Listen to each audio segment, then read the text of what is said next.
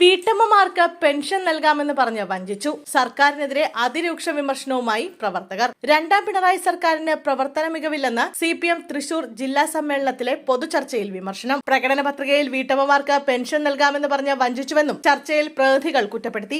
കരുവന്നൂർ സഹകരണ ബാങ്കിലെ ക്രമക്കേടിന് കാരണക്കാർ ജില്ലാ നേതൃത്വമാണെന്നും വിമർശനമുണ്ട്. കരുവന്നൂർ വിഷയത്തിൽ ജില്ലാ നേതൃത്വത്തിനെതിരെ CPM തൃശൂർ ജില്ലാ സമ്മേളനത്തിലെ പൊതുചർച്ചയിൽ അതിരൂക്ഷ വിമർശനമാണ് ഉയർന്നത്. കരുവന്നൂരിൽ പ്രശ്നങ്ങളുണ്ടെന്ന് കണ്ടിട്ടും നേതൃത്വം ഇടപെട്ടില്ല.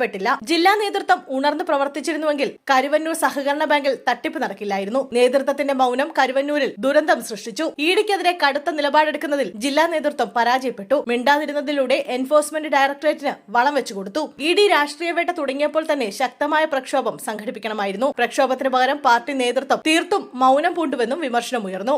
ഒന്നാം പിണറായി സർക്കാരിന്റെ കാലത്തെ മന്ത്രിമാരുടെ പ്രവർത്തനം മികച്ചതായിരുന്നു. എന്നാൽ രണ്ടാം പിണറായി സർക്കാരിന്റെ കാലത്ത് മികച്ച ഭരണം സൃഷ്ടിക്കുന്നതിൽ പരാജയപ്പെട്ടുവെന്ന് പ്രതിനിധികൾ ചൂണ്ടിക്കാട്ടി. തെരഞ്ഞെടുപ്പ് പ്രകടന പത്രികയിലെ പ്രധാന വാഗ്ദാനമായിരുന്നു വീട്ടമ്മമാരുടെ പെൻഷൻ. പക്ഷേ രണ്ടാം പിണറായി സർക്കാരിന്റെ അവസാന കാലത്തും പദ്ധതി നടപ്പാക്കാൻ കഴിയാത്തത് വിമർശനങ്ങൾക്കിടയാക്കുന്നു. നടപ്പാക്കാൻ കഴിയാത്ത പദ്ധതികൾ പ്രകടന പത്രികയിൽ ഉൾപ്പെടുത്തരുതായിരുന്നെന്ന് പ്രതിനിധികൾ ചൂണ്ടിക്കാട്ടി. പ്രകടന പത്രികയിലെ പദ്ധതികൾ നടപ്പിലാക്കാൻ കഴിയാത്തത് ജനം വാഗ്ദാന ലംഘനമായി കരുതും.